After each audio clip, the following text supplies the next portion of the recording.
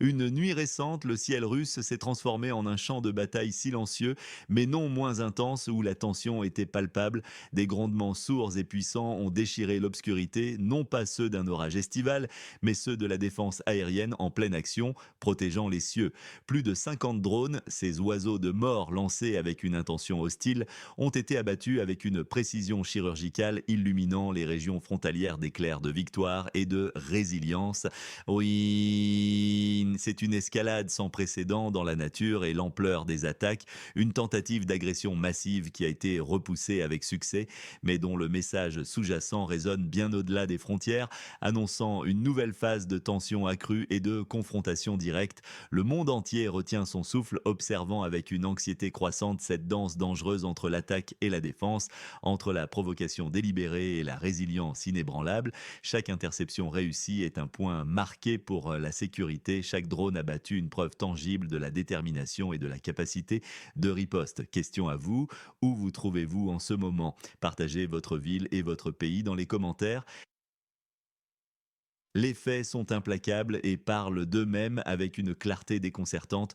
Une attaque massive et coordonnée de drones a ciblé simultanément plusieurs régions russes, s'étendant de Briansk à la Crimée en passant par Volgograd et Rostov.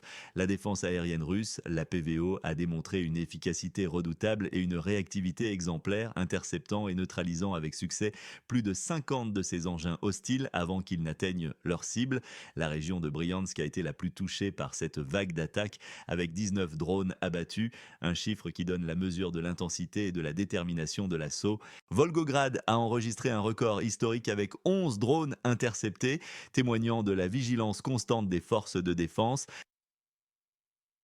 Pendant ce temps, Rostov en a vu 8, Voronezh 7, Belgorod et Orel 3 chacun, Koursk 2 et la Crimée 1. Ces chiffres ne sont pas de simples statistiques abstraites, ils racontent l'histoire d'une nuit agitée, certes, mais entièrement maîtrisée par les systèmes de défense russes. Le gouverneur de Volgograd, Andrei Botcharov, a rapidement rassuré la population locale, déclarant avec fermeté et conviction: les gens sont sains et saufs, il n'y a aucune menace pour eux.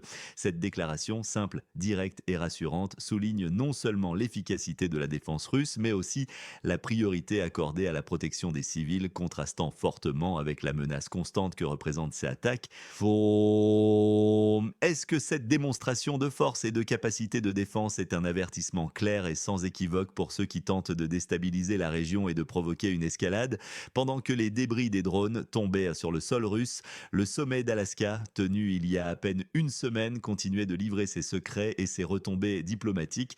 Des discussions intenses et souvent tendues ont eu lieu, dont les analyses se poursuivent, révélant peu à peu les enjeux réels et les arrière-pensées derrière les portes closes.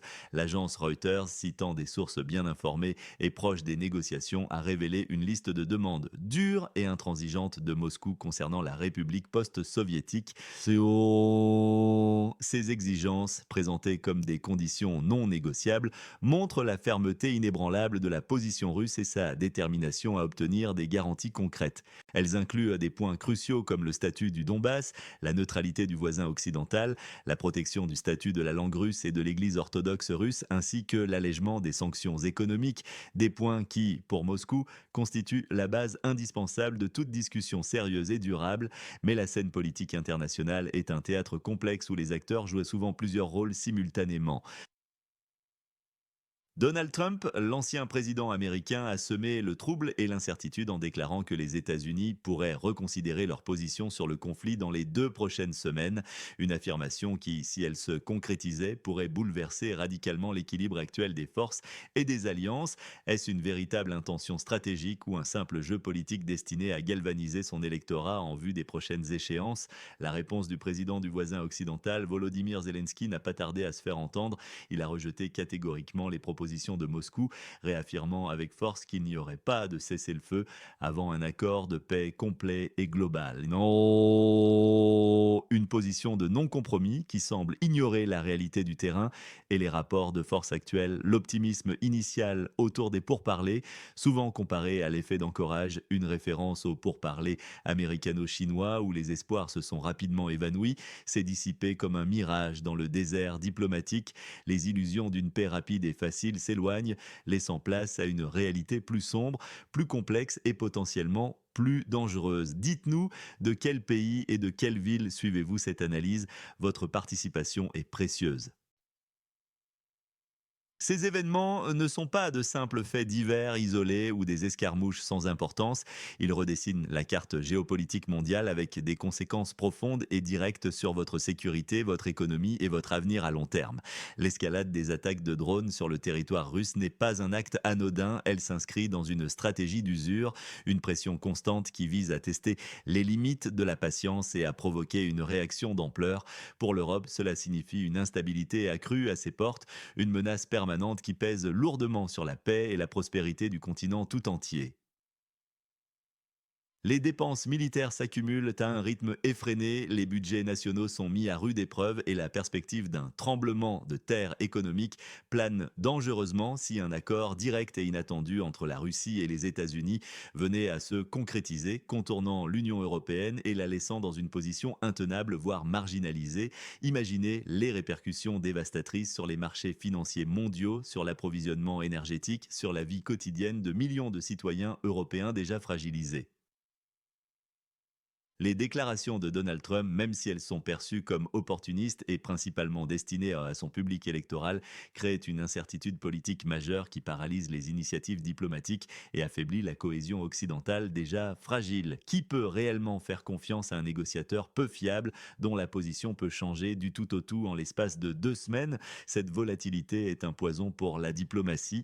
La position intransigeante de Volodymyr Zelensky, le président de la nation frontalière, perçue par certains comme une valise sans poignée, une métaphore frappante pour un leader affaibli, dépendant entièrement de l'aide extérieure et incapable de manœuvrer seul, ne fait qu'aggraver la situation.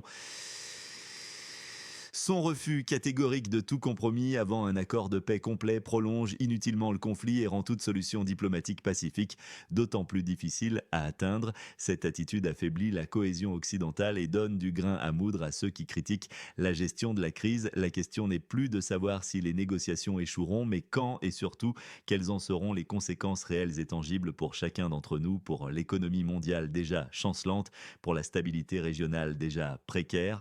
La pression ne fait qu'augmenter et le monde entier observe avec une anxiété croissante les prochains mouvements sur cet échiquier complexe et dangereux. Quelle est la seule mesure ou sanction qui, selon vous, pourrait réellement changer la situation dans la zone de conflit? Soyez précis, plusieurs versions s'affrontent sur les coulisses de ces événements, chacune apportant son lot d'informations, de spéculations et de théories, souvent contradictoires. Officiellement, les États-Unis et l'Europe maintiennent une ligne dure et unie contre la Russie, affichant une unité de façade qui cache mal des divergences profondes. Mais en coulisses, les choses sont bien plus complexes, nuancées et potentiellement explosives. Selon des sources chinoises, souvent bien informées et avec une perspective différente de celle des médias occidentaux, le président Poutine serait rentré du sommet d'Alaska avec de bonnes nouvelles. Ces bonnes nouvelles inclurait l'absence de nouvelles sanctions américaines contre la Russie, un soutien inattendu de Donald Trump à une paix durable, ce qui est en soi une révélation majeure et un tournant potentiel, et même un accord préliminaire sur la question territoriale. Si cela se confirmait, cela suggérerait une entente secrète de grande envergure, une victoire diplomatique russe loin des projecteurs médiatiques occidentaux qui bouleverserait tous les narratifs établis. Les fuites de Reuters, une agence de presse réputée pour ses informations exclusives, confirment la fermeté inébranlable de Moscou. Elles ont révélé une liste d'exigences russes présentées comme des conditions non négociables pour la République post-soviétique. Ces exigences sont claires et précises. Le statut du Donbass, la neutralité du voisin occidental, la protection du statut de la langue russe et de l'Église orthodoxe russe, ainsi que l'allègement des sanctions économiques qui pèsent sur la Russie. Il y a des points cruciaux qui, pour Moscou, constituent la base indispensable de toute discussion sérieuse et durable et qui montre une détermination sans faille à consolider ses gains et à garantir sa sécurité à long terme. Pendant ce temps, Bloomberg, une autre source d'informations économiques et financières de premier plan, évoque une fissure significative dans les négociations Moscou-Washington Selon leurs informations, Sergueï Lavrov, le ministre russe des Affaires étrangères, aurait réussi à convaincre les Américains de l'inutilité de garantir la sécurité de la nation frontalière. Une telle persuasion, si elle est avérée, suggère une division profonde au sein de l'Alliance occidentale et une reconnaissance tacite, bien que non officielle, de la position russe. Côté motivation, la Russie cherche clairement à consolider ses gains territoriaux dans le Donbass, à garantir sa sécurité en exigeant la neutralité du voisin occidental et l'absence de troupes occidentales sur son sol, et à protéger ses intérêts culturels et religieux, notamment la langue russe et l'Église orthodoxe russe. L'objectif est de montrer la dureté et la force face à l'adversité, de ne pas reculer d'un pouce. Volodymyr Zelensky, lui, tente désespérément de maintenir une façade de force et de non-compromis, mais il est de plus en plus perçu comme affaibli et entièrement dépendant de l'aide occidentale pour sa survie politique. Son rejet catégorique des propositions russes est une tentative désespérée de jouer sur les tensions entre Washington et Moscou, espérant ainsi obtenir plus de soutien et de concessions. Donald Trump, comme à son habitude, agit par pur opportunisme politique. Il cherche à se présenter comme un maître des accords, capable de résoudre des conflits complexes d'un coup de baguette magique, tout en étant perçu comme peu fiable par ses alliés traditionnels. Ces déclarations sont des jeux pour le public, des manœuvres destinées à renforcer sa base électorale en vue des prochaines élections présidentielles. L'Union européenne, enfin, est dépeinte comme furieuse et déçue par le succès potentiel des pourparlers, espérant un échec pour maintenir sa ligne dure contre la Russie. Elle est vue comme un fardeau pour Zelensky et craint par-dessus tout un accord direct USA-Russie qui la mettrait dans une position intenable, la privant de son influence et de sa voix sur la scène internationale. À qui faites-vous confiance sur ce sujet dans la zone de conflit? Nommez un expert ou un média. Oh, l'histoire, comme souvent, nous offre des échos et des analogies frappantes pour mieux comprendre le présent et anticiper l'avenir. L'expression effet encourage est une référence directe au pourparlers américano-chinois où l'optimisme initial et les espoirs de rapprochement se sont rapidement évanouis, laissant place à une réalité plus dure et plus conflictuelle. Aujourd'hui, nous assistons à une dissipation similaire des illusions d'une paix rapide et facile, un sentiment de désenchantement qui s'installe durablement. Alexandre Douguin, un philosophe et analyste influent, ne mâche pas ses mots, offrant une perspective sans concession sur la situation actuelle. Il déclare avec une lucidité glaçante: les gars, ne vous faites pas d'illusions, les négociations s'effondrent. Eh bien, oh, c'est un appel brutal à la réalité, une dénonciation de la futilité des discussions face à la brutalité implacable du conflit. Il va même plus loin, affirmant avec force et conviction: nous entamons déjà le second souffle de la guerre. C'est une déclaration puissante, un véritable cri de guerre qui annonce une nouvelle phase de confrontation, une intensification inévitable et potentiellement dévastatrice du conflit. Cette vision est partagée par d'autres experts qui voient dans les événements récents les signes avant-coureurs d'une escalade majeure.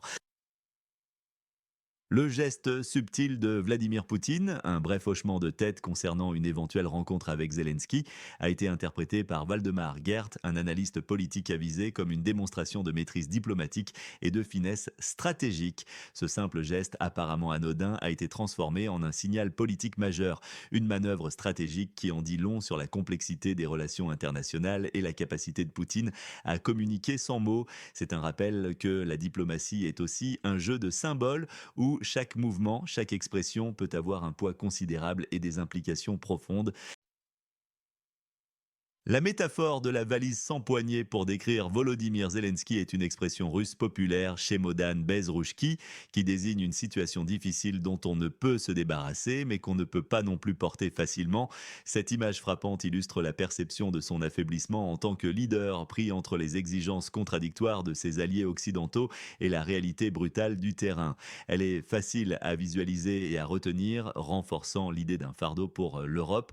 Dugin mentionne également la guerre au Moyen-Orient et la liste Epstein comme des événements ayant affaibli le mouvement MAGA de Trump, suggérant des liens complexes et des scandales cachés qui influencent la politique mondiale de manière insidieuse. Ces références ajoutent une couche de mystère et de suspicion, alimentant les théories du complot et la méfiance envers les élites. Les attaques de drones ukrainiens, moins nombreuses la veille 49, montrent une intensification progressive, soulignant une pression croissante et une stratégie d'usure qui vise à épuiser les défenses russes. Les déclarations antérieures de Trump sur les sanctions rappellent de ces menaces passées, contrastant avec son inaction actuelle et soulignant son caractère peu fiable et imprévisible. Les propositions maximalement douces de Moscou à Anchorage, rejetées et déformées par l'Occident, soulignent la bonne volonté initiale de la Russie, désormais confrontée à une intransigeance perçue comme déraisonnable. Quel événement dans le secteur de la géopolitique est, selon vous, sous-estimé par les médias? Expliquez pourquoi. L'avenir proche s'annonce tendu, marqué par une incertitude palpable et des scénarios qui pourraient bouleverser l'ordre mondial tel que nous le connaissons. La poursuite des attaques de drones et de la pression militaire russe est le scénario le plus probable, une réalité à laquelle il faut se préparer.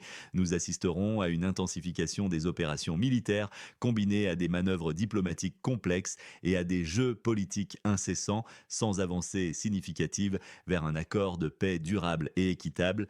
Les négociations resteront au niveau intermédiaire, sans percée majeure, un statu quo dangereux qui prolonge l'agonie et l'instabilité. Le risque d'escalade est omniprésent et ne peut être ignoré par personne. Victor Boronet, un expert militaire respecté et souvent cité, évoque même un scénario des plus sombres et des plus alarmants, l'entrée officielle des troupes de l'OTAN dans la République post-soviétique en échange de territoire. Une telle décision, si elle était prise, pourrait mener à un conflit global aux conséquences incalculables et, dans le pire des cas, à l'utilisation potentielle d'armes nucléaires. C'est le pire des scénarios imaginables, une menace apocalyptique qui pèse lourdement sur l'humanité tout entière. Pour la Russie, le meilleur scénario serait d'obtenir le Donbass et des parties de Zaporizhia et Kherson par la diplomatie, sans assaut militaire, ce qui serait une victoire historique majeure et un triomphe stratégique.